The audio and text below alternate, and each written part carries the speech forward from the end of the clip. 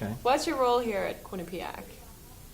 Initially, my role was I was hired to be the new choral director of the QU Singers. Professor Costanza I've known for many, many years, and I went to him because, and this was 2001, and I knew that within a couple of years I probably would be retiring from public school teaching.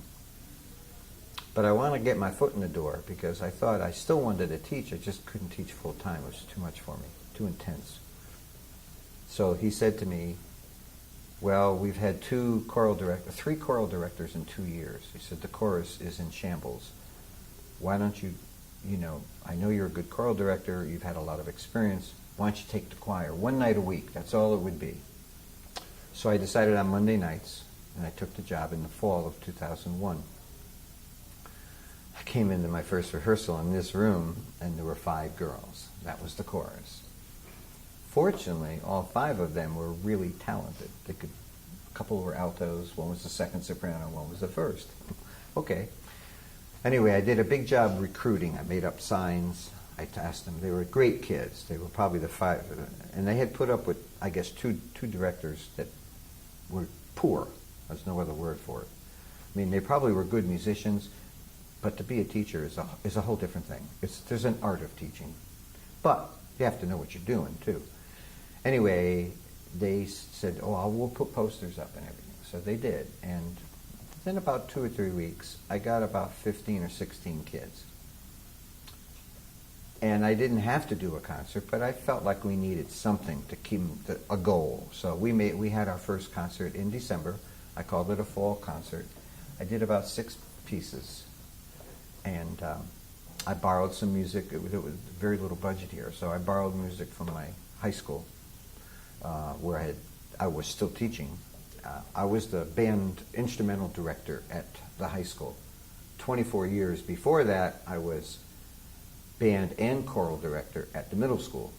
So I had a lot of choral experience, and I had tunes in my head that I thought I could arrange for them. And I think I got 2 basses and 2 tenors. So I had 4 men out of 16, something like that. And, we put on the concert. Lee, my friend, played keyboard, and it was just me and him, and we accompanied the choir. And, they sounded pretty good, and we got a good response. Each kid brought like 6, 7 people, so we'd have a good-sized audience, and it went well. And then every semester thereafter, I kept making posters, trying to get the word out. Around 2004, eventually it kind of settled into around 26 to 32 kids every semester, which was fine. And the question was, can I get enough tenors and basses to make it? And that was always a bit struggle, but we somehow, somebody always showed up and did a good job. I retired from public school in the June of 2003, which I had kind of planned on. So then I went to Professor Costanza and I said to him, I would love to continue teaching your MU 130 class, which is Understanding in the History of Music.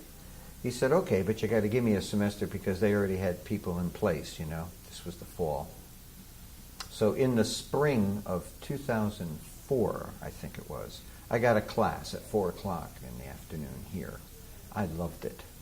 And it was great. And then eventually I got 2 classes. And then I started I had like the 8 o'clock and 9:30 classes on Tuesday and Thursdays. And then about 3 or 4 years ago, it switched to the 11 o'clock and 12:30 class. And the other guy who had the 11 o'clock class, he wanted 8 o'clock. So we switched. So now, the way it's been the last several years is I teach Tuesday, Thursday, MU 130, 2 classes, and then I still continue with the choir. I moved the choir to Thursday nights. I'm not quite sure. This room was utilized a lot, and this night happened to be an open night. And then Monday nights in here was supposed to be the jazz ensemble. But it's not a good room to have a jazz ensemble if there's classes going on. I mean, we're loud enough singing with a piano. Can you imagine drums and saxophones and guitars, So they practiced in another place.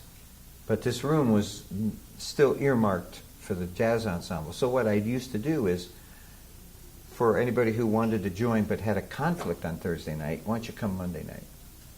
And I did that for a number of years. And now we got so many kids, we actually offer credit for both nights.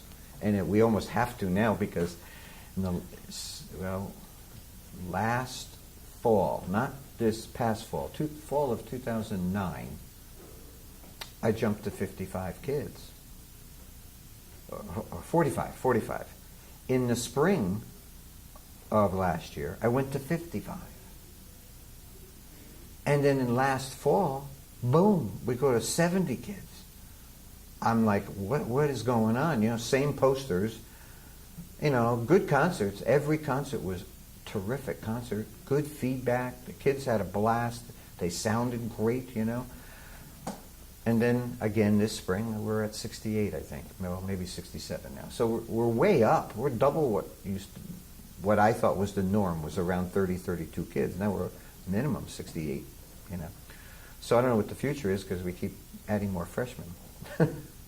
So that's what I do. I do 2 classes of MU 130, and I do the choir.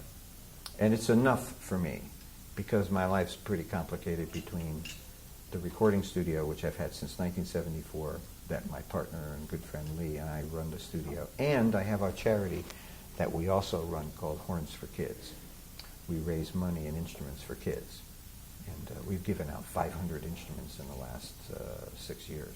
It's amazing. The charity has just taken off. We just incorporated.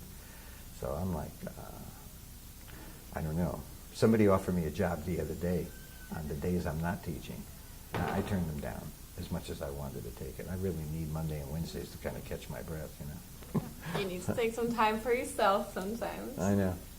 Okay, yeah, I want to go into Horns for Kids more a little bit later. Okay. We talked about that. What will you say is the best thing about being a teacher? Generally speaking, you mean? Or how do you feel? What does it do for you? What's the best thing? I think it's taking students, whether they're kindergarten kids or seniors in college. I've taught them all. My first year teaching in Wallingford in 1972, I taught elementary through 5th grade for one semester, actually, from January to June. That's when I got hired. That's when I got out of the grad school. It was at the halfway point, and they needed a teacher. That's a story unto itself, but I got the job, and I taught elementary school. Then I taught 24 years. The very next year of 72, fall of 72, I went to Moran Middle School, which is in Wallingford. And that was grades 6 to 8. I guess if I really look back at my career in public school, I really clicked with the middle school kid. I just don't know why. It was a little rough in the first year or so, but then it was like butter. I never stressed out. I worked really hard. And for 18 of those 24 years, I was the only music teacher in the building. I did the band, the chorus, the orchestra, the jazz band, and the 6th grade band. I had 2 bands, 6th grade band and a 7th and 8th grade band. I did 5 groups, every concert by myself in that auditorium. I'll be honest with you, everybody looked and thought, oh my God, how are you doing that? It was hard, but at the time it was just felt right to do it. So I did that. And then in 1996, maybe I was getting a little stale. A job opened up at the high school to conduct the band, do the instrumental director. And I thought, well, my master's is in conducting. I've never conducted that much. I conducted the middle school band, but the music is somewhat limited. High school, oh, that's another level, you know. So I went up to the high school, and for 7 years I was at the high school. I didn't do the choir. So when I saw that Professor Costanza in 2001, I had been about 5 or so years removed from doing choir, and, you know, I started to miss it from doing it at the middle school.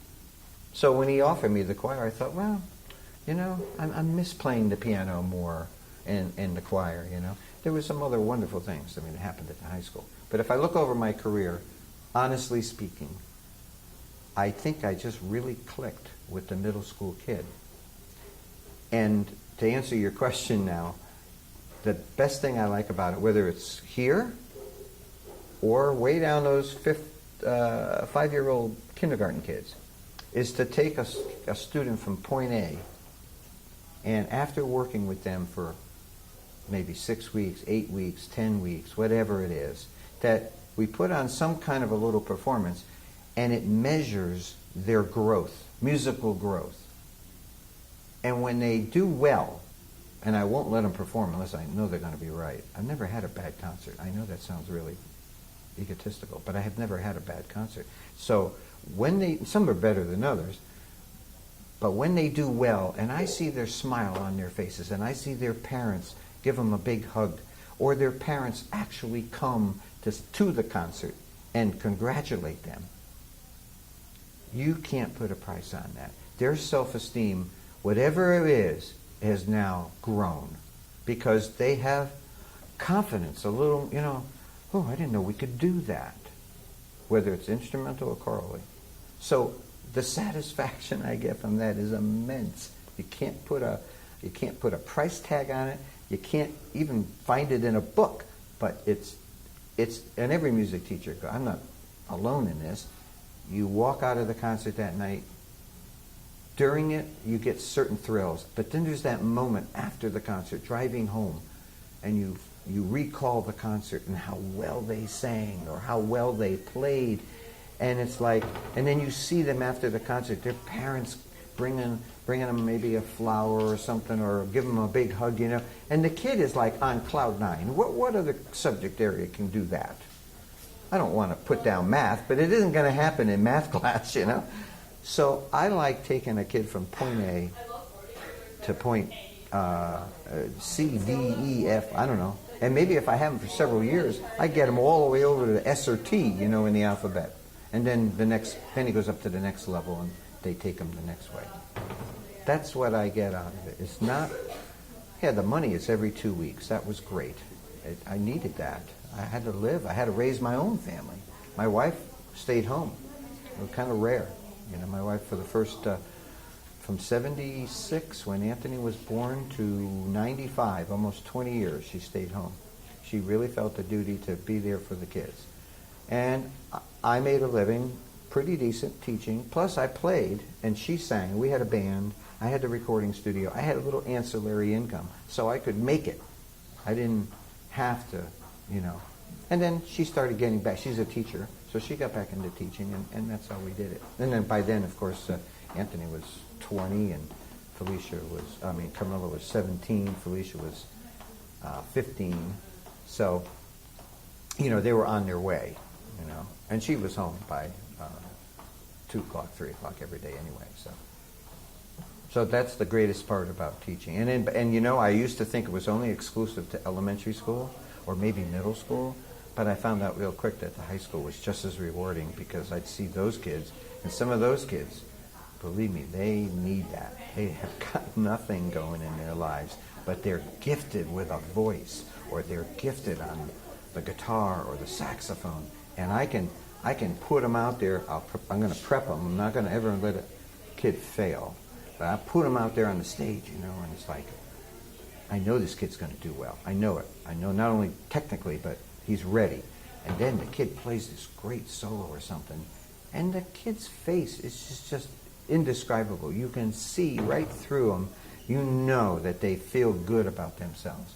And this might be a kid who really has not felt good about himself. His self-esteem has been, trampled on by family, friends, who knows, But for that moment, they can feel good about themselves. So. All right. Good answer. So you're talking about your wife. Josephine. Yeah. Tell me about that special talent that she has, Beatles lyrics. Oh, she knows. She's a natural singer.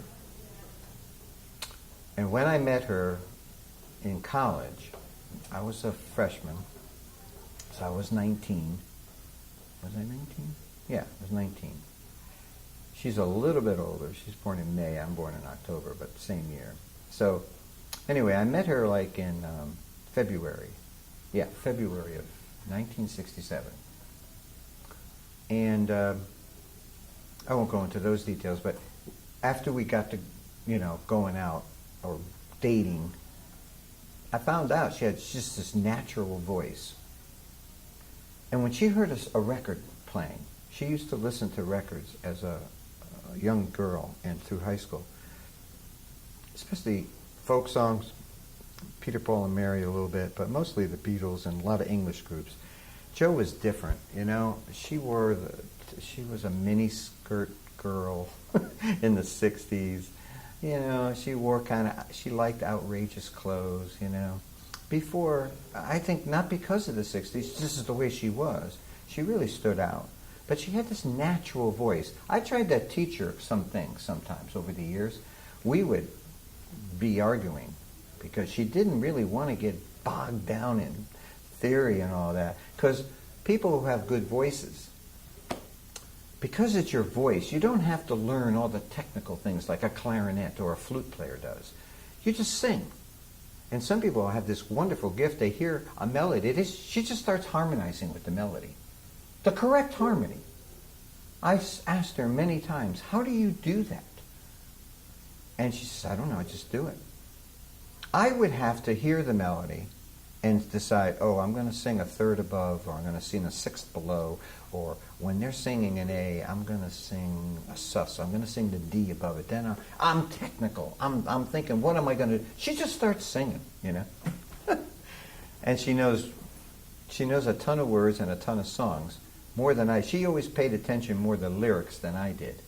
I think it's just because I'm a instrumentalist at heart. A lot of songs, I don't know the words. The only reason why I know words to some songs really well is because in the band, when I had my rock and roll bands, I never sang. I didn't, see, talk about self-esteem. I never would sing on a microphone. I didn't have, I play anything, but don't ask me to sing. However, the guy next to me was always forgetting words. So I would learn all the words to there are some songs by the Rolling Stones. There's just a lot of words. Get off of my cloud. That was 19th Nervous Breakdown. I don't know if you know that tune. There's a lot of words in there. So I would learn them, and I'd have to pump him with the words because he'd look at me like, what's the second verse, So I'd have to tell him.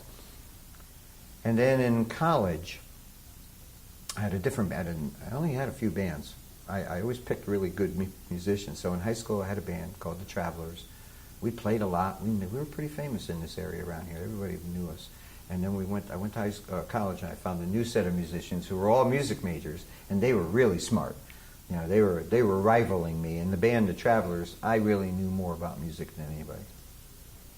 But Jo, she just had this thing, She'd put on a Beatle record with her girlfriends, and she'd just know all the words and sing harmony, like it was nothing. And ultimately, we formed a band when I came back from Indiana after my master's. I had befriended Lee Walkup, my good friend. He's from Texas. He came back to Connecticut, and we started writing songs, and we featured Jo. And she's really a soprano, one, in her more trained, so-called trained voice. She could really sing soprano one. But for that, it wasn't going to work in rock and roll for her to sing B soprano. So I got her down to actually an alto. And an alto's voice, is... And then here, and a tenor voice is... And I'm a bass. I'm down here. So I would sing the melody, for instance, here. Lee would sing the harmony here, and Jo would sing the harmony above him.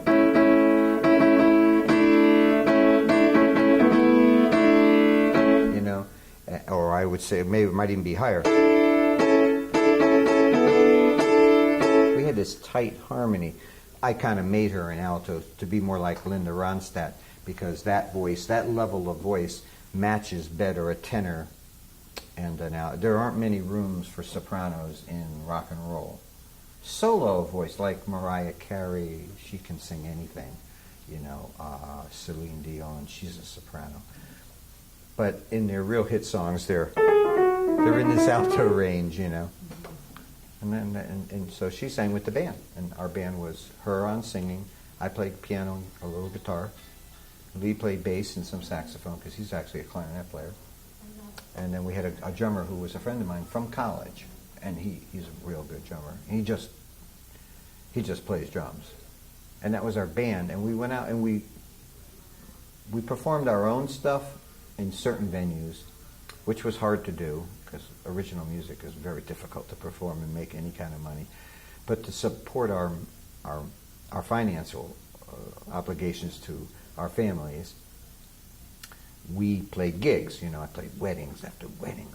You know, I played gigs my whole life, and they paid well. And so we had to learn cover tunes, you know.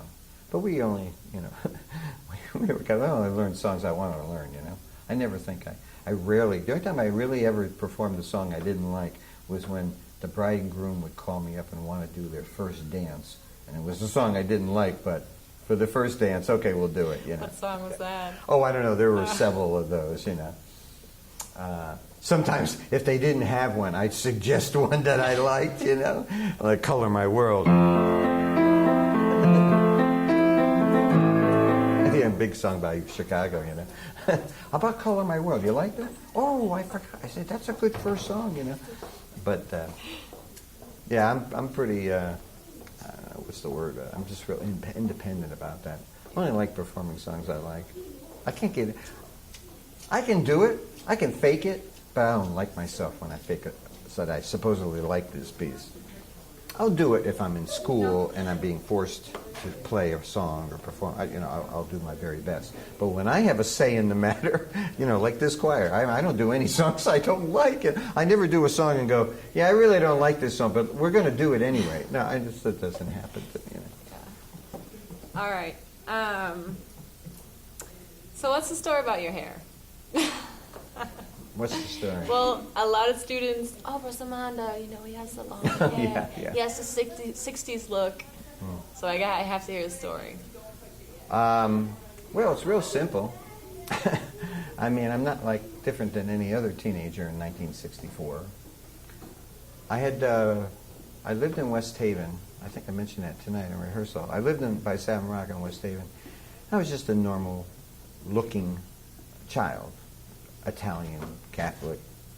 I could show you pictures of my 7th and 8th grade, and you would go, oh my God, that's you, you know. I got into high school. In 1964, I was a sophomore, and I moved to Hamden. Right before I moved, the Beatles came to America. Changed my life. I mean, when I saw those 4 guys coming over, I really didn't even think of them from England. They were just a band. But, the way the women screamed at them and the money they must have been making. I saw they had hit song after hit song after. I thought, that adulation. I mean, I wasn't different than a lot of people. I wanted that, you know. So I looked at them, and they were like, did you ever see early pictures of the Beatles, like their first album, Meet the Beatles or something? Mm-hmm. It's not that long, but back then, that was long.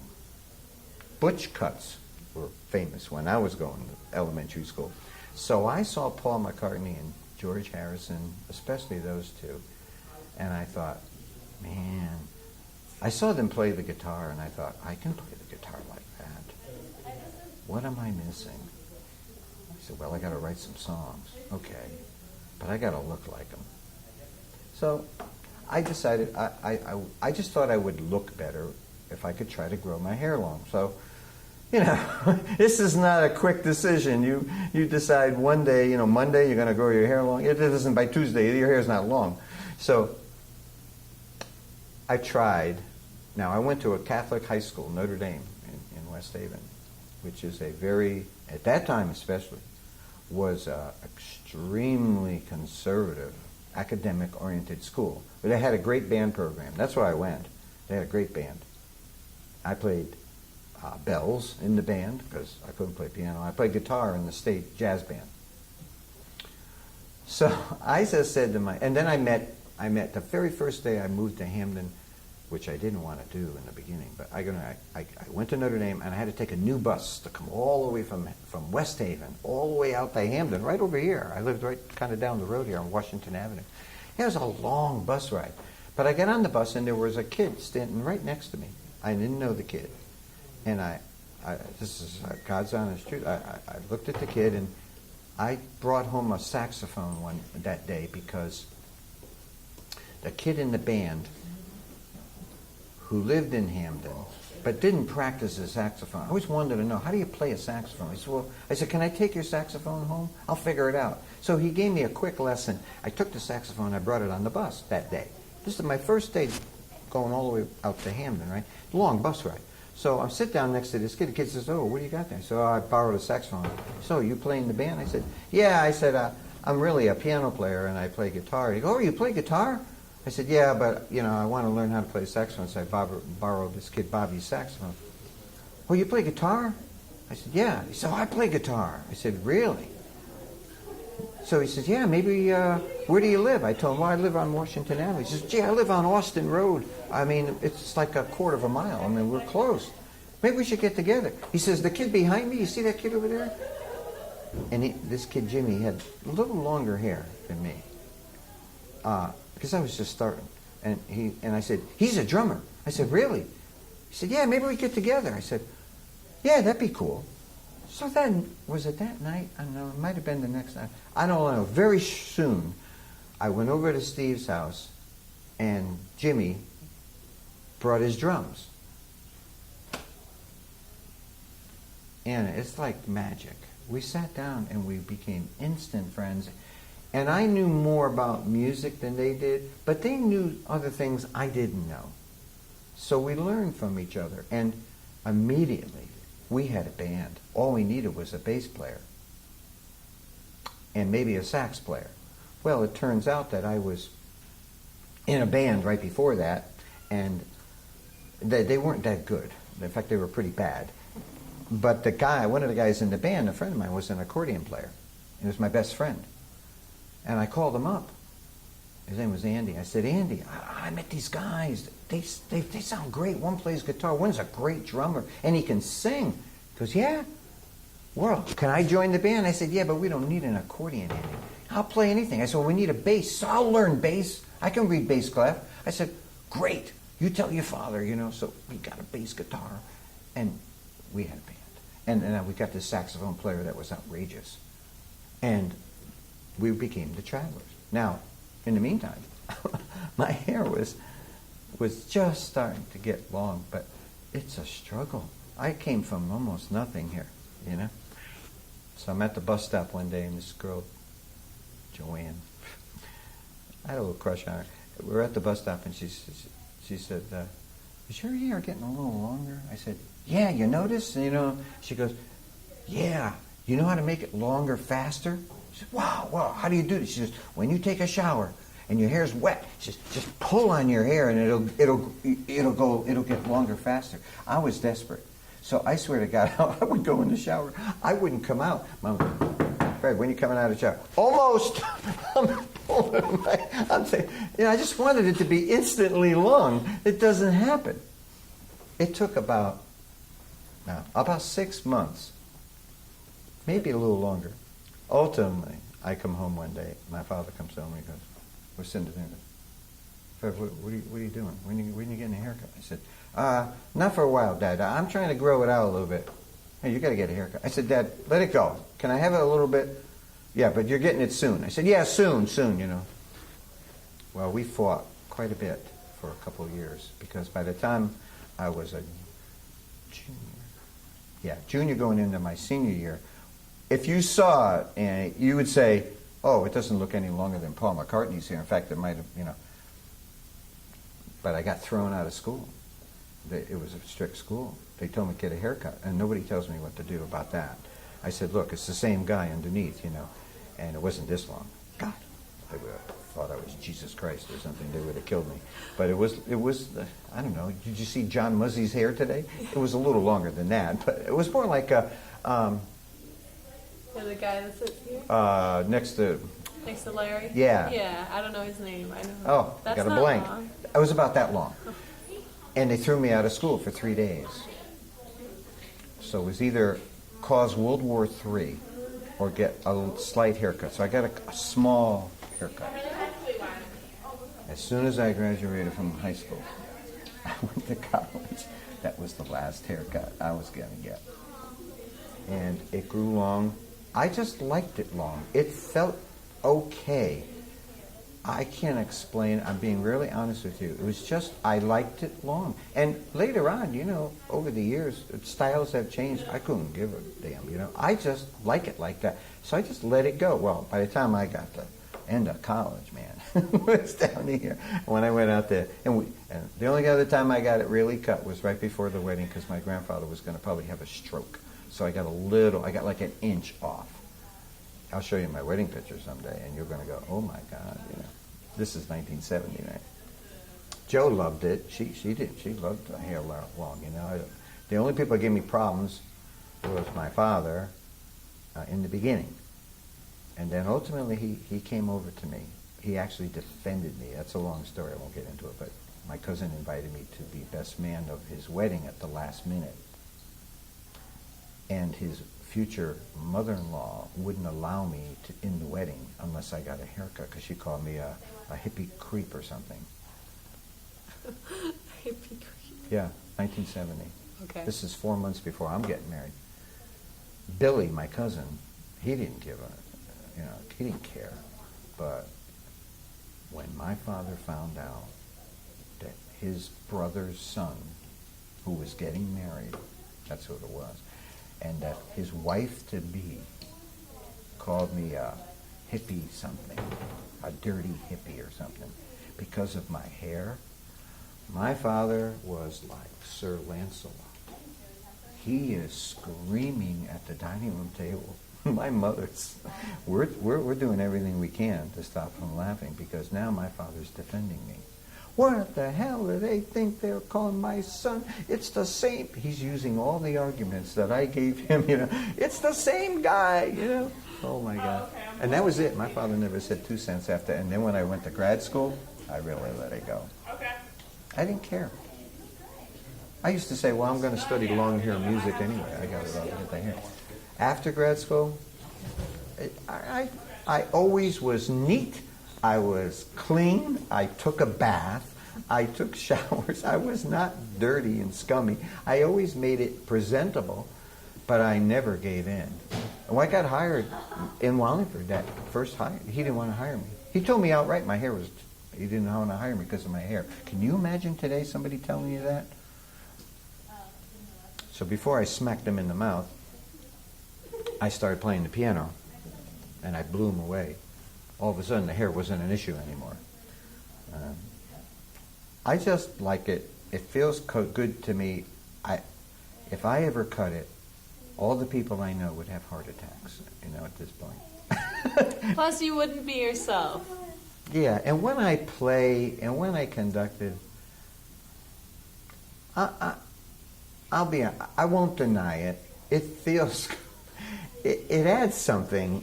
I don't want to be, yeah. Girls understand. I wouldn't have it that long, but I would say, right about, that was about it. I never got it much past that. But I've been also very lucky. My mother's side of the family, my grandfather, her father, all his brothers, and my grandfather were bald. But I actually had my mother's hair, and my father's, not my father's hair, my father's father's hair. All his brothers, they all look like Joe DiMaggio, the baseball player, with this long whitish hair, or grayish, and then, and that's what I'm turning into, I found. I didn't plan it this way. So I always tell everybody, either when you get old, either you lose your hair or it goes gray or white or whatever. I didn't lose it. And there's also about 5% of me that's scared as hell that if I ever got a haircut, it might not grow back. So I have this one woman that I go to to get a haircut. And basically I brought a plastic gun one day into the first time I saw her, and I pulled it out, and she starts, what are you doing? I said, I'm going to shoot you if you take 2 more than I'm telling you to take off. So she started laughing. She's a 60s girl. She goes, don't worry, Fred, don't worry. So she's been my confidant, So I kind of threatened her, every time I go. So when I go in for a haircut, she goes, Okay. She always said, she goes, you want like an inch, inch and a half? You know? So I'll go, summer cut. You're going to go for 2? I said, yeah, I'll go for 2 inches, you know. But in the winter, I go, 1 inch is good, you know. And I've been lucky. I mean, I could have lost it. I see all these ball players. There's a guy who plays left field for the Yankees, Brett Gardner. I call him cue ball. The guy's like 26 years old. Got no hair. Second baseman for the Red Sox, Dustin Pedroia. He's 27 years old. He got like no hair. I think, how did they lose their... I don't remember people losing their hair. When I was 26 and 27, all my friends had hair. They maybe didn't let it grow long, you know. I don't know what's going on with the generation, but men's hair now will never have a problem with people because, I don't know. So I figure, like, I got it. I'm not going to cut it, you know. I'm not getting down to the, you know. Now you're lucky. That's just what I said. I'm lucky. Yeah. And I followed after my father's side of the family. My brother has hair just like my father's father. I mean, like my father, which is like an Italian afro. It's tight curls. My brother has real curly hair. And it hasn't grayed that much. Mine's going much more gray than it. But my mother's side of the family, and I have my mother's hair. I really do. It's like got wave in it. I'm very lucky. But her father, and he had like 4 or 5 brothers. They're all bald. I remember them as a kid, you know. And I never thought of it back then, but maybe recessed in my mind, I was always nervous. Oh man, I can't imagine myself like that. It's got nothing to do with anybody, whether you have it or not. But that's the story of the hair. And it's kind of who I am, I guess, you know. But I would caution to think that I put too much thought into it. Except I just don't think I ever could bring myself to cut it like John's, Muzzie's hair. I just couldn't bring like I said, all my friends, my wife would probably divorce me. You know, she likes it long. She's always liked it. She doesn't ever say 2 cents about it. And her hair was like the 60s. Brunette, long, straight hair. That was kind of the kind of girl I liked to share, Sonny and Cher. You know, I always liked her hair and, you know, that kind of look. And that's how I first noticed her, from the back. I never saw her face for a whole concert. I just saw the back of her head. I fell in love with the back of her head. I was just praying that when she got up and turned around, she'd be pretty. Because all concerts I'm going, geez, I really like that girl's hair up there, you know. But if she stands up and turns around and is ugly, that's going to really be a downer for me. And she stood up, I went, oh, she's beautiful. Oh, thank God. I'm not kidding. I knew there would be some good stories about the hair. All right, well, that's it. Okay, so you told me about your education. You have a master's in music. Yes. In conducting. In instrumental conducting. Because I wanted to be, in my junior year in college, you see, I knew it was music. I just don't know what facet of music am I going to go in. When I went to college, to be honest with you, I went to college, I started playing. I was a pianist. That's where I got in. I was on the piano. That was my instrument. When I got to college, everybody played piano better than me. Everybody. I had a certain flair that they didn't have, but I didn't have their technique. Early on, I realized I can't be a pianist. There's too many people better than me. I got to find something else. So I started writing songs, and I was pretty good at that for such a tender age. But what I found around junior year, if not sooner in college, that I could lead people. I could conduct. I conducted choruses for 4 years and bands. They let me conduct the orchestra there. I mean, I had a flair for conducting, and I loved it. I loved being the guy driving the music and making them play better than they thought they could play. I loved it. I said, I turned to Jo at the time. She wasn't my wife at the time, and I said, I got to do this. And I pictured myself, I remembered Leonard Bernstein was a hero of mine when I was a little kid on television, and he was getting old, so I had these crazy thoughts. I figured, well, Leonard Bernstein, he's going to ride off into the sunset, and the New York Philharmonic will need a new guy. They'll love me. I had a lot of confidence in certain areas. Other areas I was very not so confident, but certain areas I knew what I could do well. I knew I would never beat anybody in a piano contest, but I could beat him in conducting. I had the flair. I knew what I wanted. I could communicate. So I said, I'll be the next Leonard Bernstein. So when I was a senior in college, the head of the department came up to me and said, you have a real flair. What have you thought about? I said, I want to do instrumental conducting. He says, well, there's only a few schools that offer that for a master's. It's like 5 schools: Juilliard, Indiana University, Miami, and New England Conservatory. They were the 4 I had narrowed it down to. Juilliard, I realized I'm never getting in Juilliard. I'm not that smart. New England Conservatory, that looked good. So I called them up, and they said to me, your credentials look good. Come in to meet Gunther Schuller, this big name. I mean, remember the movie The Sting? He was a conductor of the Metropolitan. He was a French horn player, but he also conducted. And he was the head of music at the New England Conservatory in Boston. So I set up a meeting with him, with my wife and I. Well, she wasn't my wife yet. We drove up to Boston. I met him. We had a long talk, and I brought him a letter because what happened was I got this wonderful break.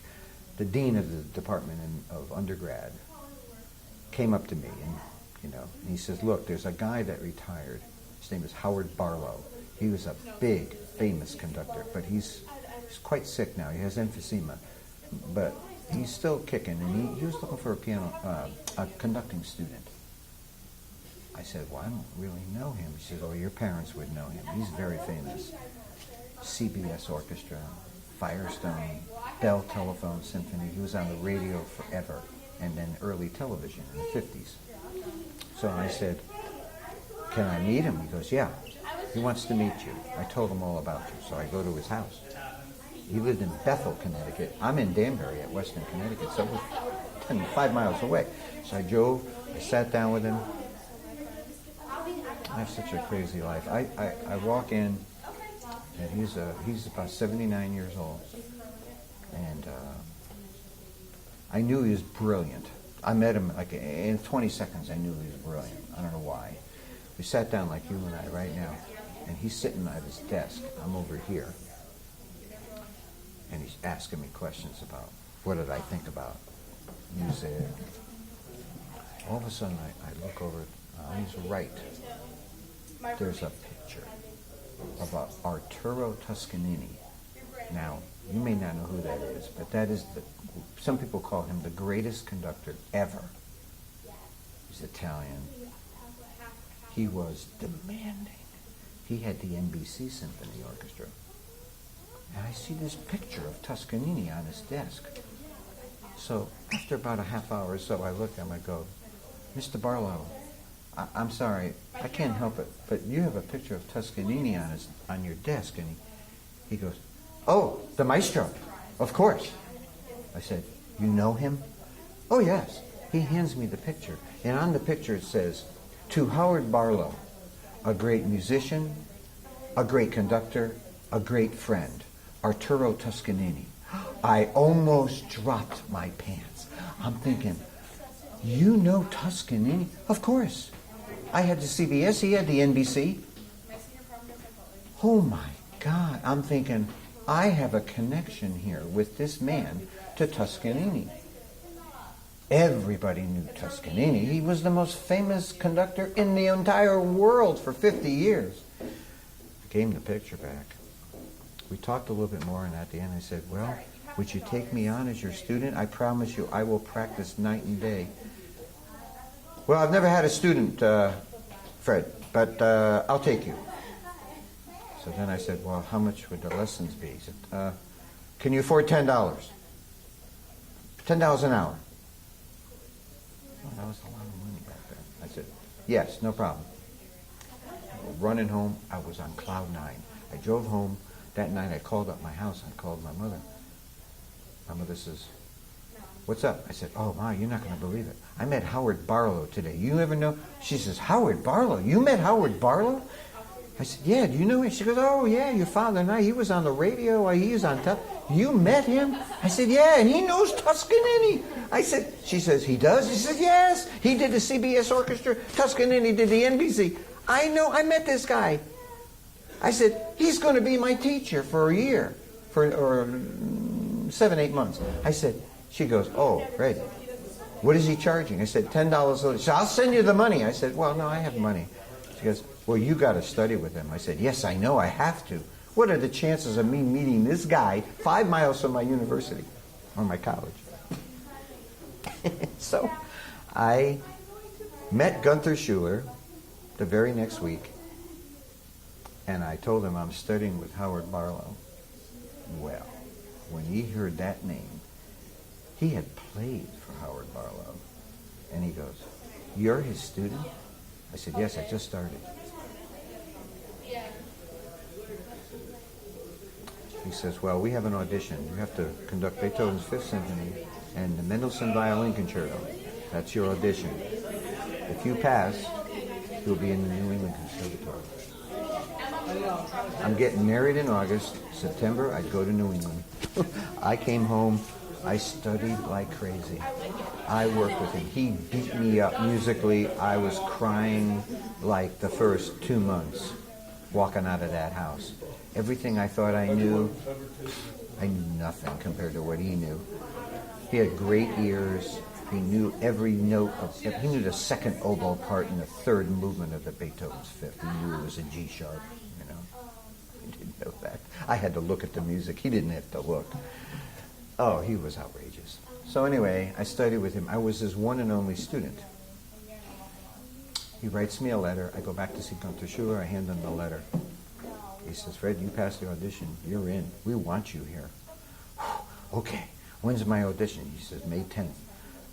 Okay, great. I go back home. I study a little bit more. And by the way, I had applied to Indiana University, which is the most prestigious university for music, and I was accepted. No audition. The audition was going to take place my fall semester of my graduate year. If I didn't pass the audition, I'm thinking, oh my God, I'm going to drag a wife out here, and if I don't pass the audition, they're going to send me home. I don't have a job. We had no money. We made $1,300 at our wedding. That my first tuition payment in the fall at Indiana was $1,100. I had $200 left. That's it. So I said, well, I'm going to go to New England. My life totally changed on May 4th, 1970. If you type that date into Google, you'll find that was a day that was one of the most turning point days in our country's history. 4 students were killed at Kent State University in 1970 for protesting the war. They were shot by the National Guard trying to break up the protest and killed on the campus. And the front cover of Life magazine was this girl screaming over the dead body of her friend who was killed on the campus. It shocked the world, and America was sent reeling. So much so that half the universities on May 5th decided to close because the kids weren't going to go to school. They boycotted classes, so they just canceled and universities shut down. Now this happened May 4th. May 5th, I see, Berkeley closing, Princeton closing, Yale closing. I didn't think of it. May 6th, I get a telegram. Nobody gets a telegram in 1970 unless it's bad news. To Fred Rossomando. Delivered at my house up at college. I'm thinking, a telegram? Why would, my mother died, but why would they send me a telegram? No. I open it up. Dear Mr. Rossomando, stop. We here at New England Conservatory have news for you. Stop. Because of the Kent State killings, the New England Conservatory is closed. Stop. your audition on May 10th has been canceled. Stop. The professor running the conducting program is named Leon Barzin. He may not return this fall, so we cannot reschedule. Stop. Please call us if you wish to pursue another field as your master's in music. Stop. Annie, the blood went out of me. I had been studying with Howard Barlow for 7 months to go conduct Beethoven's Fifth and the Mendelssohn Violin Concerto at New England Conservatory. My wife and I loved Boston. We're going to live here. It'll be great. I knew a couple of friends of mine who were going to school there and everything. We had camaraderie. I called him up. I got Gunther Schuller on the phone. He said, "I'm so sorry, Fred." He says, "But I can't give you, there's no orchestra for you to play. They boycotted. They're gone. We had to close the conservatory." Boston's a real liberal town. I said, "But I want to come there. Don't you understand?" He says, "Well, do you want to study something else?" "No! I want to be a conductor. Why would I want to study to be, masters in theory or history or something?" I said, "I want to conduct." He said, "Well, I don't know what to tell you." I said, "Well, I've been accepted." He said, "Well, don't you have any alternative?" I said, "Well, I was accepted at Indiana University." He goes, "Oh, Indiana University? Geez," he says, "you got to go there. That's a great school. They got a lot of orchestras. You're going to get to conduct." I know, but my wife and I in February, by the way, had driven to Indiana to see it. I hated it. It was in the middle of nowhere, cornfields. Then there's this big university, 35,000 kids, 1,500 music students. 1,500. I hated it. I made a vow, I'm not going there. So he convinced me to go talk to my dean. So I go to my dean, and my dean knew I was accepted at Indiana. He's going, "Fred, you've got to go to Indiana. Come on." He says, "That's a great school, Well, I had no choice now. It's May. It's too late to apply to any other school. I tried to Miami, but it didn't work. Same thing. Great conductor there, Fred Fennell. I met him up in Hartford. He looked at me, he goes, "You don't want to come to Miami." He says, "I won't give you much room to conduct." He said, "Well, you got any options?" I said, "Well, I was accepted at Indiana." "Oh, you got to go to Indiana." So I came home, I cried again, literally, just cried. I called up Joe, and I said, "Joe, we're getting married August 8th. Looks like, I know I'm sorry, but I guess I'm going to have to go. I can't get a job now, it's too late." So I said, "We're going to go to Indiana." She goes, "Okay, we'll do it, we'll get it, we'll figure it out." Got in the car, got married, went for one short 4-day honeymoon, got back, packed up the car, and drove to Indiana. First day I go to Indiana, first day I meet Lee. We become instant friends, and then I graduated. It took me a year and a half. I graduated with distinction. I worked like you can't imagine. It was not an easy path. Hey. Hi. We're just looking for a couple people. We guys are not here. No, we had chorus a little earlier, but not now. Okay, thanks. So that's what happened. The sequence of events was just, I was so high about going, and here I was anti-war. I felt horrible about these kids dying, and I wanted to join them in their protest.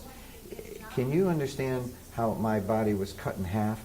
Half of my body was saying, "Yeah, anti-war," which I was, and I was in protest and things, And then it hits home. They closed the freaking conservatory, and I can't go get my master's where I really wanted to. I know Gunther Schuller would have open arms taken me, and he probably would have given me all kinds of chances to conduct and everything. Ann, that's super. But, that's the one lesson I learned much later, was that as bad as it got, that old expression, for every dark cloud there's a silver lining. I never would have met Lee. And Lee's from Texas. He had left Miami to go to Indiana for his master's. We met, we became instant friends. We started writing songs. Changed our lives that day. I mean, it's like when I moved from West Haven to Hamden.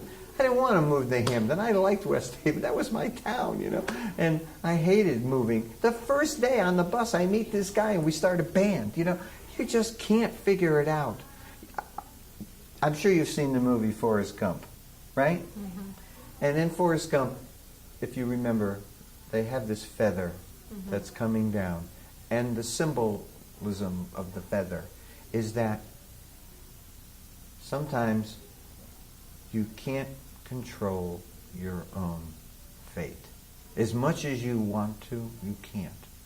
And like a feather, a little kick of wind, oh, it was supposed to land here, but you know, it's a great movie. It meant a lot to me. I couldn't stop thinking about that movie because I really felt that at that point I realized that in life, no matter how much you try to control your future, something will come and derail you and it'll feel like the end of the world. But you can't let it be the end of the world. You just have to say, well, maybe this will show me a new path. You know, maybe there'll be a new road to go down. I truly believe in that, and it's been proven 1,000 times over. Lee's life changed because I bummed a cigarette off him the first day. I came out of a test. I felt horrible. He took the test. He looked ridiculous on the bench. He was so depressed. I was depressed. I didn't smoke that much. I used to smoke a little bit, and I said, and I saw him smoke, and I said, can I have a cigarette? Oh, sure, you know. I said, gee, you don't look too good. He said, I blew the test. I said, yeah, I blew it too, you know. And we commiserated, went out for lunch. It was like we know each other our whole lives, you know. 40 years later, we're still friends, you know. He moved to Connecticut. You know, he's from Texas. He was going to go to Nashville. He was going to go to San Francisco.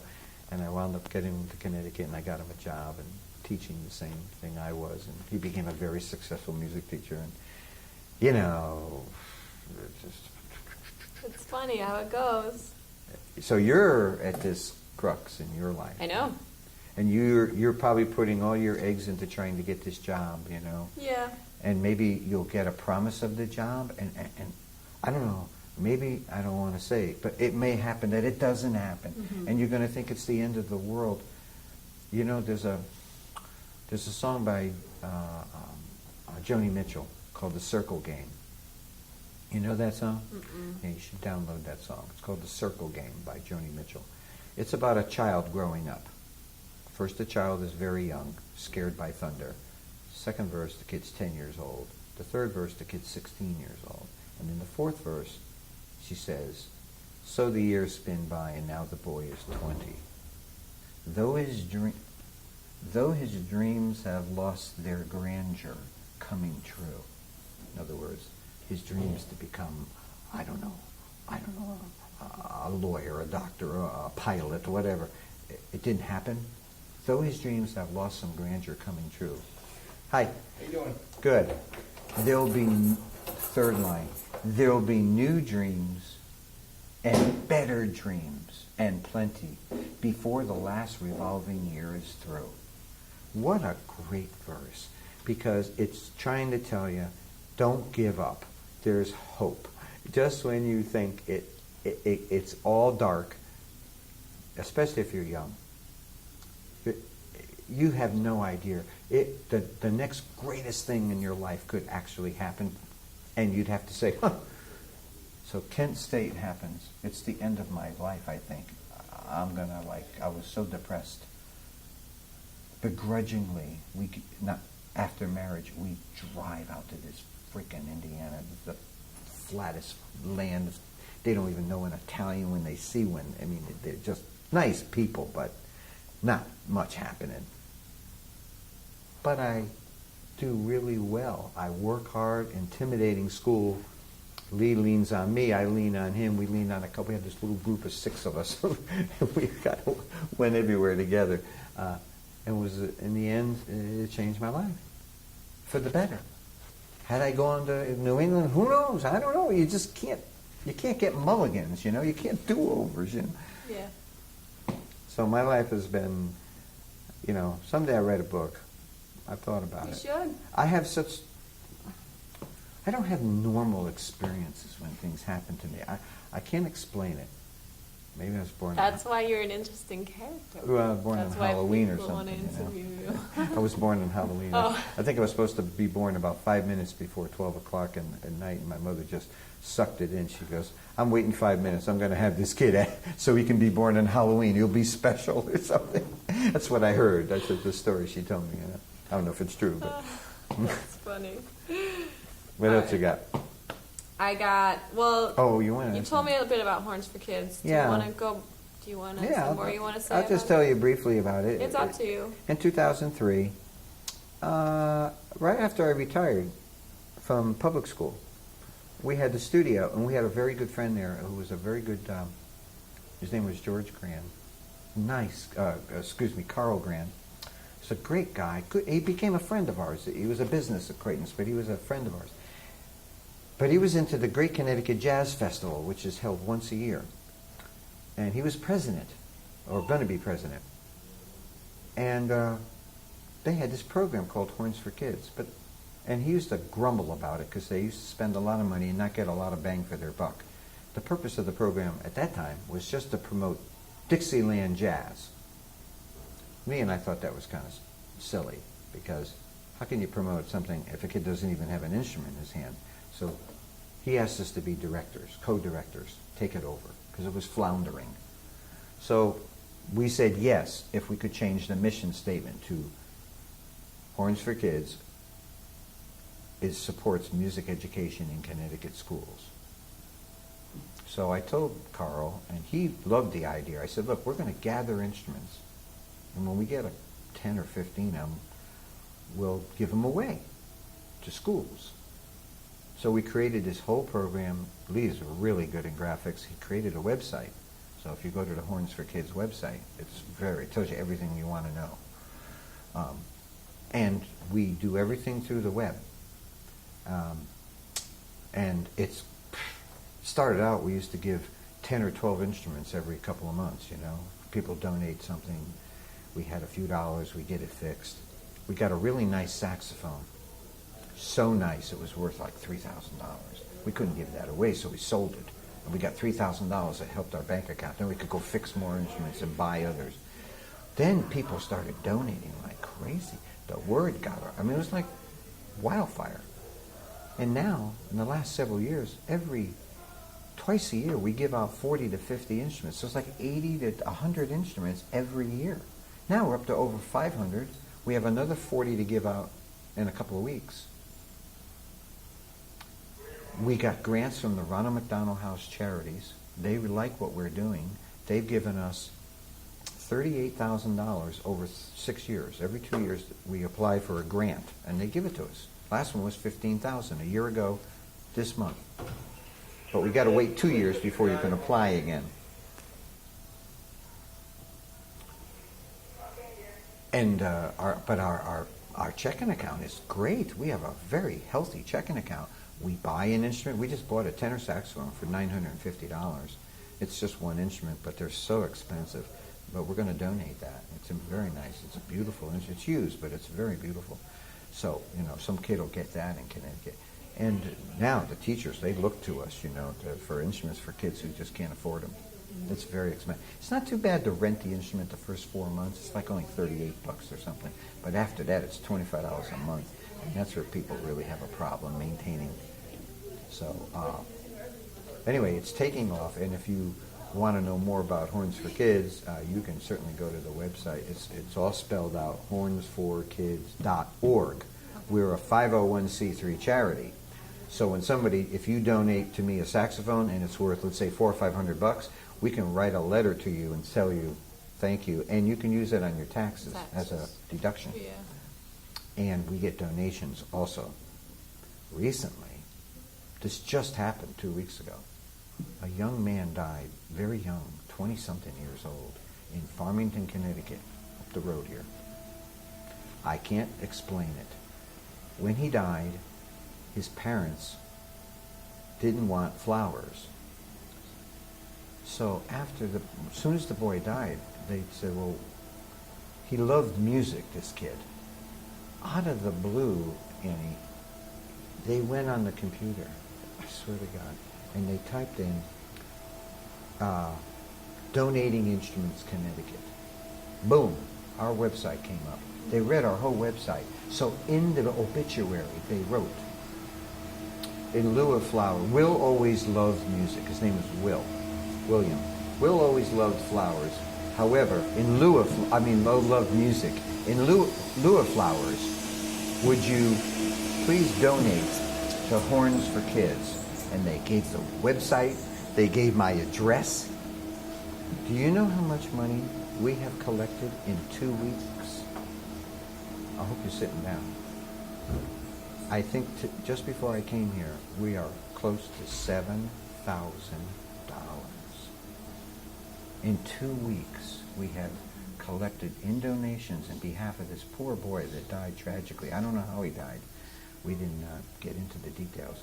But his family is quite wealthy, and they're divorced. The father lives in New York.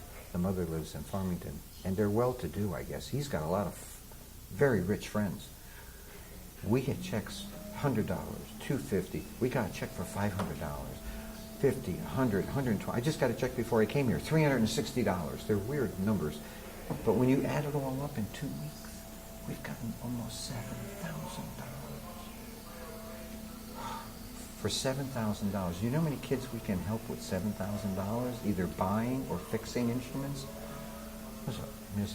And when Lee asked the guy, how did you pick Horns for Kids? He says he went on the internet. When the son, and they were Jewish, so they buried, Jewish family, faith buries her in 24 hours. They have to, unless there's something outrageous, they have to bury him. So they had to make up something quick. He just went online, typed in instrument donations or music donations in Connecticut. Horns for Kids. The guy read it. We have a beautiful website. Lee is very good at it. And he read the whole thing and he says, this is a good organization. We'll put that in there. And in the obituary, he spent about 5-6 lines in the obituary. Go to hornsforkids.org online, or go mail your checks to 159 Pelham Avenue, Hamden, Connecticut. And the checks and PayPal and ding, every time I go to my email, ding, ding, ding, ding, ding, 4 more donations. We were like, what is going on? It's unbelievable. But it's just to show you the power of the internet. We don't do any advertising. We have one radio spot that plays, and QUN plays it, and 4 or 5 stations play it. We get good press. Yeah. We have press releases. Every time we give out instruments, we say Horns for Kids just donated 51 instruments, and it sparks people. Oh, I got that trumpet in my closet. My son doesn't play it anymore. Maybe they want it. They give it to us. It's a nice trumpet. We put $50. We fix it up. It's a $300-400 trumpet, and now I can give it to a kid who can't afford it for $50. That's all it costs us to get that trumpet in his hand. It's a little complicated, but we do get it in their hands. It's amazing. So we make nothing on it. But the pleasure of seeing these kids getting a chance to play. Nobody has on their back when they're born math major, on their back poet. You don't know. It might be musician. Well, if you want to be a math person, you go to school. We got like math, and every year you take math. Every year you take language arts. Every year you take social studies. Every year you take science. But not every year do you have music. And if you do take music, especially instrumental music, you need an instrument. Oh, families are split up, single parents, tough times. Mother loses their job. Maybe they had a saxophone, but they can't keep the payments up anymore, so they have to stop payments. The kid has to give up the saxophone, give it back. Maybe he was like a really good player, Oh, geez, who knows? Maybe like he's the next Paul Desmond. Who knows? You just don't know. You can't say that he's not going to be a great player, nor can you say he's going to be a poor player until he at least gets a shot at it, So Horns for Kids takes up a lot of our time. I kind of take care of all the instruments, and Lee takes care of everything else. Paying the bills, maintaining the website, sending out the forms, all this stuff. It's a lot of work. We just incorporated it actually by ourselves. And we're very proud of it, Right now, we have 501 kids playing instruments in this state that never would have played. It's pretty cool. And then, of course, we have the recording studio all along since 1974. We bought a house and made it into a recording studio where we recorded our own stuff, and then we incorporated and we went out and we did commercials and movie music, and we recorded everything. It's been our business. When we weren't teaching, we'd come home at 3 o'clock every day from teaching and then work in the studio. It dominated our lives. But it's in my house, otherwise I would have never seen my kids. 16-hour days. Yeah. I don't regret any of it because it was challenging, teaching music to middle school kids was quarter notes, eighth notes, half notes, But when I go play in the studio, we think complicated music things, and it's been a very music-filled life, But we're not the Von Trapp family either, though. We don't sit around and sing Kumbaya, That's not my family, As proven by my son, who's like the big rock and roll guy. Yeah, I was going to ask you about him, but I don't know how much time you have. Oh, anything you want. I mean, I was just, because he's another interesting aspect in your life, that you have a Well, rock star son. Yeah. I taught all my kids piano. I think I told this in class. 3 years. Before the age of 11, I try to teach all the kids piano for at least 3 years. At the end of 3 years, they can do whatever they want. They can continue to study piano, they can stop and do nothing, or, like in the case of all 3 kids, they went to another instrument. Anthony went to the French horn, which I encouraged, and then he went to the trumpet, and later the guitar. Carmela, my daughter, she went to the flute, and later the bass. Felicia, my youngest, went to the clarinet. They all played right through high school, very good players. I got them teachers, not me. I got them started, but I just felt it's kind of like your father trying to teach you how to drive, You got to stay away from that. So I got them good teachers. And Anthony excelled, so did Carmela. Felicia, she just didn't want, she actually was the most naturally gifted, but she didn't want to be like her brother and sister. So she went into the art world. Now she's mad at me because I didn't give her more piano lessons, but she plays. In fact, for Christmas I bought her a beautiful electric piano so she could play. So she's very happy now. Carmela's a music teacher in Hamden, and she's very good.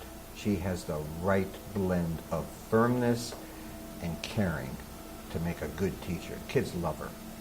And she's in her 8th or 9th year now. She's doing real well. Anthony was going to go for music. He did. He went to UMass for a year. But he was, by then, he was in bands. He was in a big, big band in the 90s. We had a thing called ska music. I don't know if you know about that. It's real upbeat. It's kind of Jamaican music. It's upbeat. And it calls for horns. So he played trumpet a lot. But eventually he wanted to learn the guitar. So I got him a guitar. I taught him one lesson. I swear to God. House of the Rising Sun.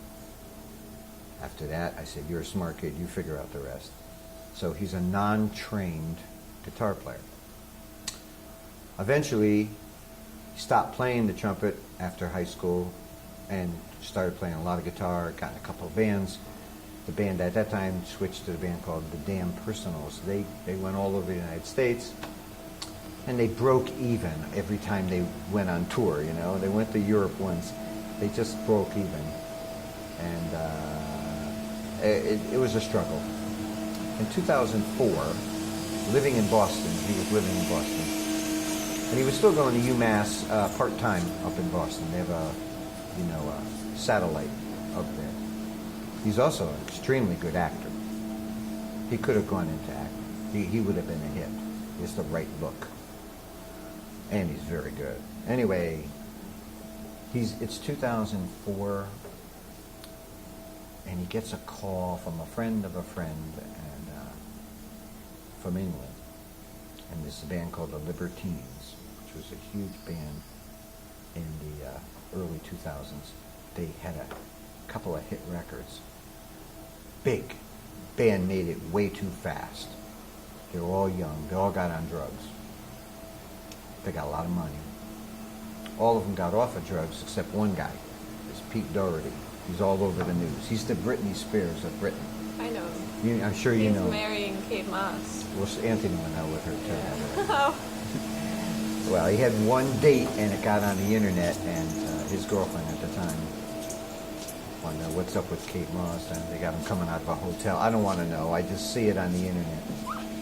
Anyway, Pete Doherty is a real piece of work. I mean, he's a talented kid, but he just can't stay clean. He's Britney Spears. That's what he is. Oh, I know him. He's in the tabloids all the time. All the time. Yeah. He's a tabloid god. They love him. Well, anyway, in the summer of 2004, he can't play the festivals, the Reading Festival, Reading Festival, Leeds Festival, all these big festivals in England. They need a fill-in. So they call their manager, and the manager says, well, call somebody from the States because we got to do a few dates. I don't know how it happened, but they called this guy in Boston who knew Anthony. He says, oh, I know this kid. He's pretty good. He plays guitar. He's real easy to get along with. He could fill in. So they just took him sight unseen, and they flew him to Britain. He worked for 2 weeks, learned all the songs, and then he played the summer concerts. He made $36,000 in 1 month. Month of August, I think it was. But then Doherty came back, so he came back. About 2 months later, he gets a call from Carl Barat, the leader.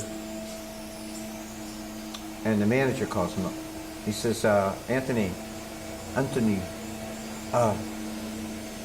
Pete is back in rehab, and we threw him out of the band. We need a replacement, full-time. We have a tour, a world tour, to promote the second album. And the record company wasn't going to let him not promote the album. They had sunk a lot of money. So Carl came to New York with the producer, and they auditioned 5 or 6 kids, including Anthony. They liked Anthony. They took him. They went back to England, and then he went all over the world. I mean, he went to Europe and Japan and Australia. I'm following him with the Libertines. Then they were on the Jimmy Kimmel Show, and they came to the States. Unbelievable whirlwind. But at the end of the tour, the manager had said, that's it. We got to break this band up because it's no longer the Libertines. Because the 2 guys that wrote all the music were Carl and Pete. Well, Pete's gone now, so it can't be the Libertines anymore. They weren't going to let him back. He had been to rehab 7 times. And every time he got there, a week later, he escaped from rehab, and then he'd get drugged out again. So Carl had befriended Anthony in 2005, early 2005. And he says, Anthony, stay in England. I'm going to form a new band. I want you to be in the band. So that summer of 2005, my wife and I went to visit him. We hadn't seen him in a year. So it was our first trip to England. It was a great time. We had a wonderful time. And they formed Dirty Pretty Things. They got the same drummer, Gary Powell, the black kid, and they got a new bass player named Dids Hammond.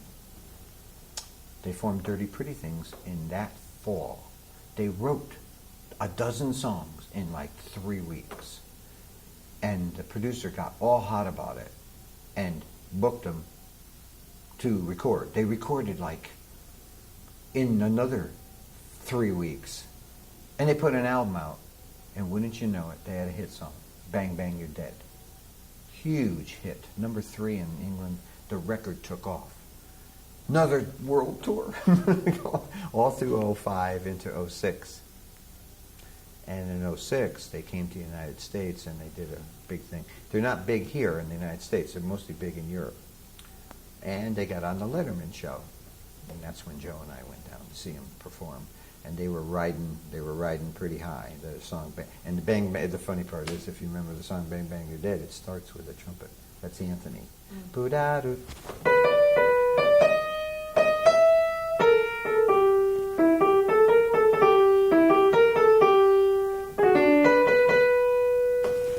Oh, it's actually an F.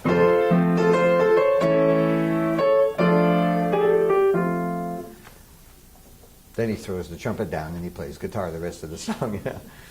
So they had a great run. They had first great album. Then the second album was actually so much better, but it took so long to get it out. By 2008, they had missed the wave, and they only sold, I don't know, 40, 50,000 records, which is not enough. So they had to break up.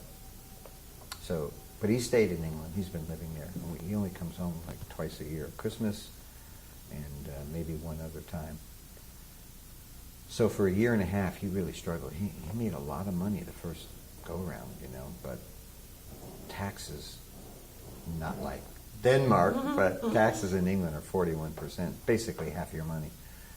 So he had to pay thousands and thousands of dollars, which he did. But then the gig stopped. When the gig stopped, the money stopped because everybody's downloading. And yeah, they sold a lot of records, but every year less and less CDs and records are being sold.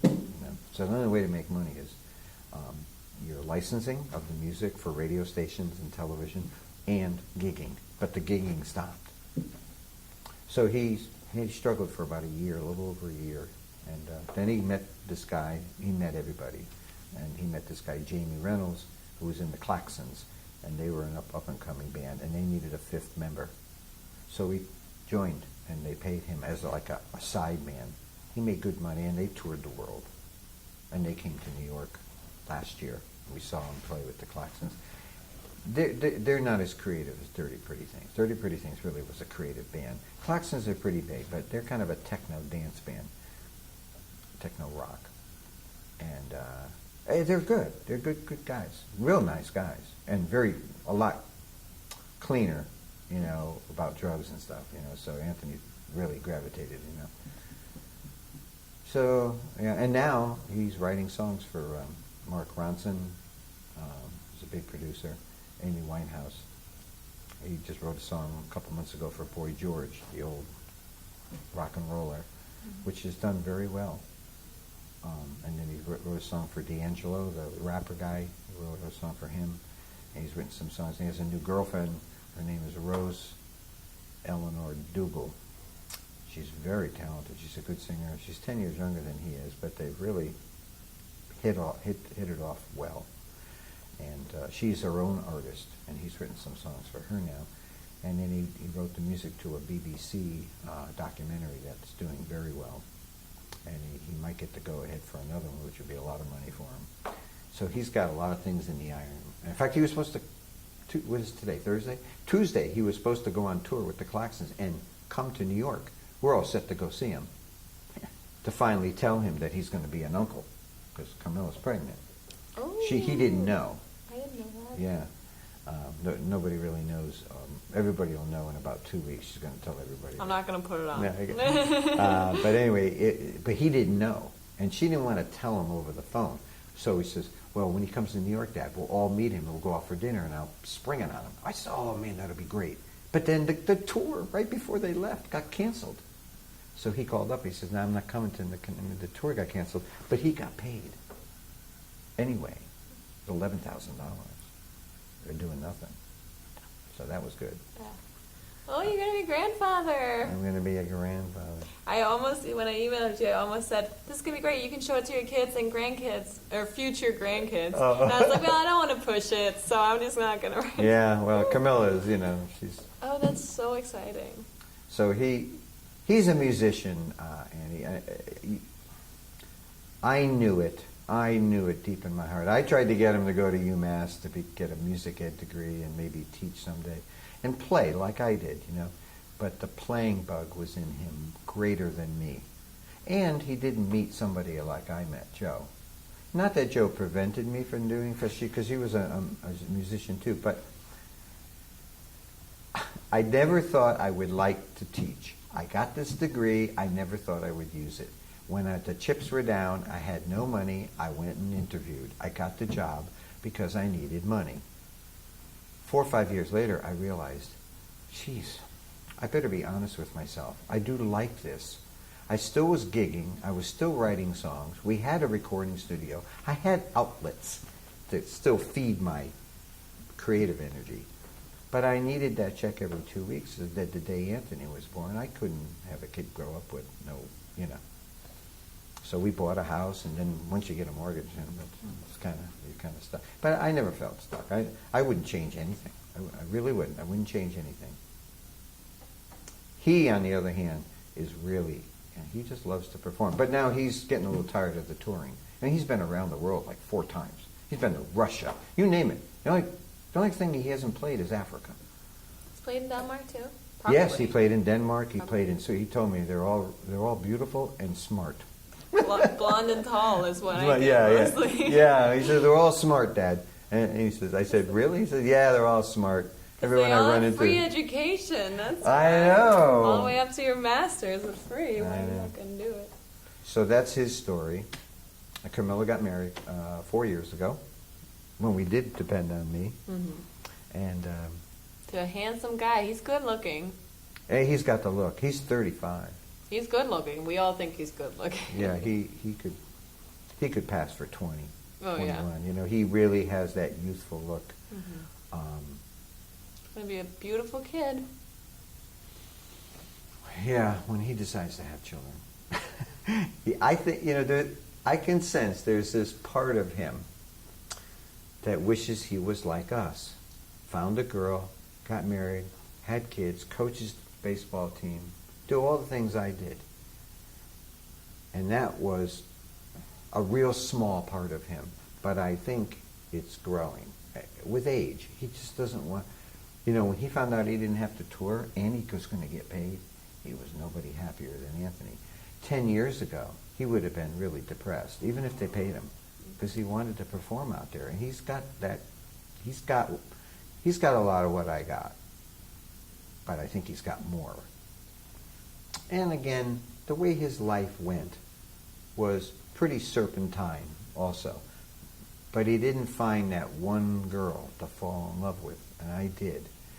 And so, I hate using the word sacrifice, because I never think of it like that. I fell in love with this girl. I owe it to both of us to try to make it work.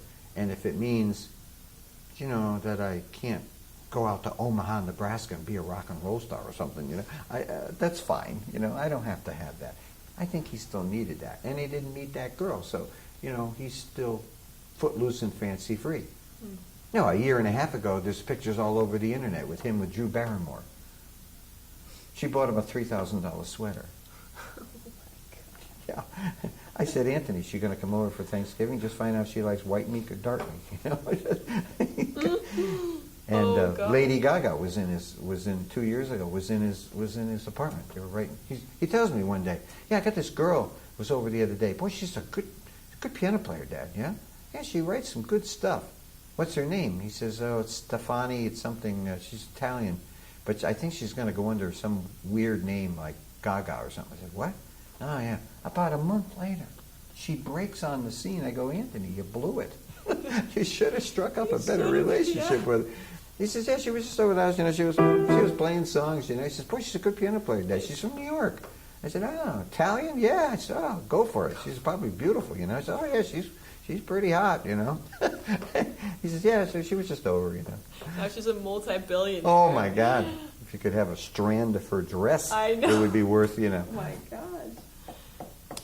That's all I got. This was perfect. But yeah. I knew it would be. I have a very complex life. You have a very interesting life story. And I think it's good, too, to get it on tape and you can show it to... Oh, yeah. Obviously, I want to make it a little newsy. Oh, yeah. I have to, but there's a lot of parts in it that I can use.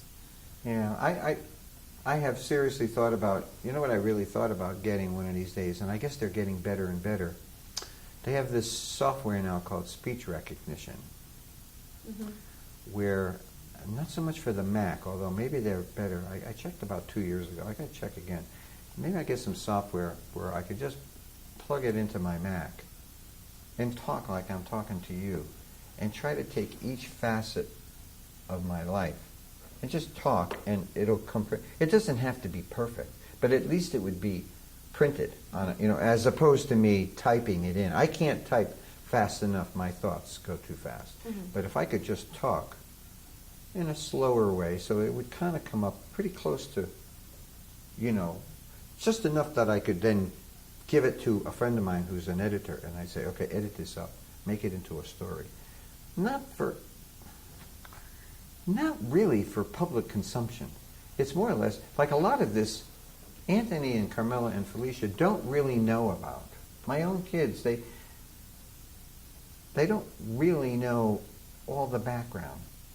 I'm not going to be here forever, and I'd like them to have, what did mom and dad do? Or, how did dad grow up? How did mom grow up? My aunt just died, my Aunt Philly, and she was my mother's sister. My mother's maiden name was Ursini, Ursini, very Italian, Ursini. It was my grandfather, my grandmother, and he had 3 kids. Well, they're all passed now. Now that my mother died in 99, my father died very young in 81, at 60 years old. And my Aunt Philly just died 2 weeks ago. And she was my mother's younger sister, and she was 85, and she died. But that's it. There's no more Ursinis. My Uncle Freddie died, the older boy, he died first. So there's no one to, like my cousin, she had 2 boys, my aunt, and we had 2 boys. And we were pretty close growing up, cousins. And my cousin Tommy came over the other day, and he asked me a question about something. And he looked at me, he goes, Fred, he says, there's nobody to ask anymore. We're it.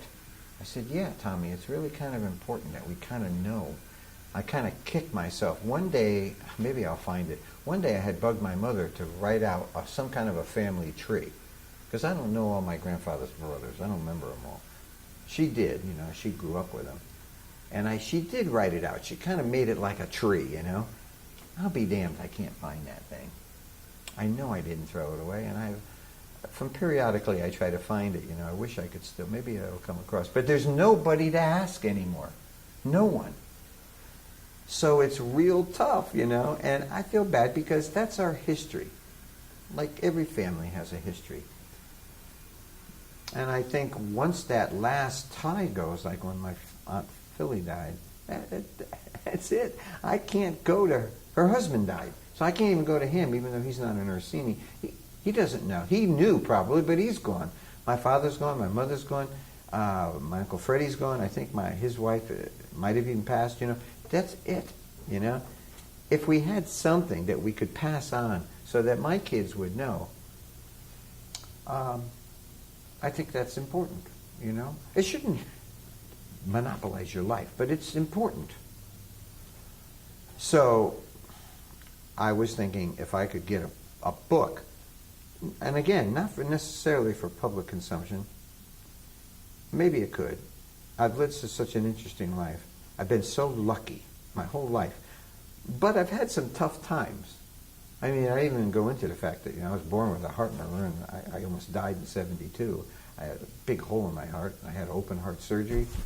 They had to go in there. And, there are other parts of my life I didn't talk about that are fascinating, And these things, they just keep happening to me. I can't figure it out. The latest thing about this young boy dying in Farmington, and then all these donations coming in, and I'm thinking of all the kids he's going to help, that just doesn't happen to everybody. But I also think that chance favors the prepared. You know that expression? Well, when I interviewed you 2 years ago, you said it, and since I wrote it down, and since then, when people ask me what's your favorite quotation, I say that. Yeah. Because it's true. It is. It doesn't guarantee anything, but it's like you. Yes, you're a very attractive young lady. You're from Denmark. You got this little different accent in your voice, which is pretty cool. You came to a good school. You're getting a good education. You're doing well. It doesn't guarantee anything, but you're going to look like a better candidate than somebody else who might apply for the same job. Not because you're prettier, but because you've got so many other things going for you. You have a drive. I really like, this is why I like teaching here. I'm seeing kids just about as they're going to enter the work world with a degree. And I pray for all of you that you'll find something that will then lead to something, that will then lead to something, positive. Mm-hmm. And when I see kids like yourself and so many others I've seen over the years, I get really, I don't know what the word is, I get excited for you because I'm thinking, man, this kid's got so much going for them. And when they look depressed or something, and I want to say, yeah, but you got a lot of stuff going for you. It's okay. It's going to work out. It's like that song. Yeah. Though your dreams have lost some grandeur coming true, there will be new dreams, maybe better dreams, before the last revolving year is through. Don't give up, because you've put yourself in a pretty good position to be successful. Mm-hmm. Yes, fate, like the feather, is going to affect you. But you're a better candidate because of what you put into your hard work. Mm-hmm. Yeah, you're born the way you look. Mm-hmm. You're an attractive girl. Yes, you came from a foreign country, but you lifted yourself out of Denmark to come all the way I to... was just gonna say, even going here is not. No. When I mean, that's a lot. You really took that... you took a step on a pond with thin ice, to a certain extent. Yeah. You left your family there. The other day I could sense that you really wanted to go back when you get married, maybe, and have kids. You want to go back home. Yeah. But my answer to that is, don't settle on that, You don't know. You may meet somebody here, or it might be the boy you now see, and you might be offered a job of a lifetime, and you get there after about 6 months, you go home to your husband and say, I love this job. I don't want to leave this job. And he says, well, gee, we're making pretty good money. There's a little house. Do you want to stay in this? Yeah, they promised me, blah, blah, blah, blah, blah. Well, maybe we'll get it. Well, do you want to have a family? Yeah, we really, and make sure you, by the way, discuss that before you get married, that you want to have or not have a family. I have more marriages that go down the tubes because they find out after they get married, oh, you don't want any children? I know a lot of, by the way, would you please check that out? I already did. Don't worry. But, it may not go that way. Mm-hmm. The best laid plans of man, mice and men, But if it does go, fine. But you may not control that. You're only 20, what? Three. Yeah. You're on the cusp of being nowhere land, Yeah. Up until now, everything is pretty laid out. You went to school, blah, blah, blah, blah, blah, blah. Yes, you took a big step to come to America, to come to this college, And yes, you have a lot of things going for you. And yes, it looks like this is where you want to go. You might wind up being like, I don't know, like a fashion salesperson for some fancy costume company or something. You don't know that. No. You really don't. And because of that, you can't get down when it doesn't go your way. That's got to be, you just got to say to yourself, well, I guess it was meant to be, Yeah. Yeah. And believe me, I know that's not easy. I cried when I couldn't get into, New England. Yeah. Well, that's just the way life is. Yeah. Yeah. But you should just continue and always work to be the very, very best that you can be in this field, that you think is your field. Like, this is what you want. Okay, well, I'm not going to be better than the next guy, because there's always going to be somebody better than you. So just be the best you can be. Mm-hmm. And then you take it from there. And then, the 3 steps of success of life. I told you that. The first one is to find out what you want and you're good at. Number 2, then you spend the next 10, 12 years being the best you can be. And then the third step, of course, is to find somebody to pay you to do this thing you like to do. That's it. That's the success of life. Yeah. Those are 3 steps. Yeah. You're almost through step 2. Well, let's see. I'm not sure yet. I didn't tell you the other day I was emailed by the professor that I was networking with in school communications, and he wanted to help me because he liked me. And the one I wanted to send you to Florida? Yeah, but he still wanted to help me, if I wanted to go to New York, fine. Okay, he saw potential in me. And he emailed me that he knows this guy who works at Ketchum, the world's biggest PR company in New York City. Oh. And he's like, I can set you up a meeting with him. You see? Yeah. So within the next 2 weeks, I'm going to go to New York and meet this guy. Go meet. And I looked at their website. I was like, PR? Yeah. Well, you'd be. So I just told you. What did I just tell you? Sales, yeah. That you might be a spokesperson. Yeah, I mean, and I can see myself doing that. And Definitely. you got the look, dear. And you got that little accent in your voice. I know it sounds corny, but you don't sound quite American. Yeah. And It's good, because I'm definitely not. No, but that I don't know. It's got to be your Danish background. But learning English in Denmark with your learning Danish, right? It's affected your vowels a bit. Yeah. And that's okay. It's not like we can't understand you. No. You're very good. No, you speak English extremely well. But that little bit of makes you international to me, you know? And, No, I hear that a lot. you know, as opposed to some, girl from 233rd Street down in New York. Yeah. Yeah, I know fashion. Yeah, that's an interesting accent. I don't really like that accent. But yeah. Yeah, no, I'm excited. I'll let you know how it goes. Yeah, now see, that's what I'm talking I about. know, I was pretty excited, but I'm not getting my hopes up, because All right. I think before this you get up, let me just get a shoot of you playing just one song. Or you don't even have to that's play. right. Yeah. You don't even have to play a whole song. Just play Okay, I'll play a song. 3 chords. Actually, that's Okay. all I need. Just need your fingers. That's all I couldn't get from. Oh. Actually, you only need to play for 10 seconds. No, I'll play. Well, that's I'll all I play need. my favorite Beatles song. Okay.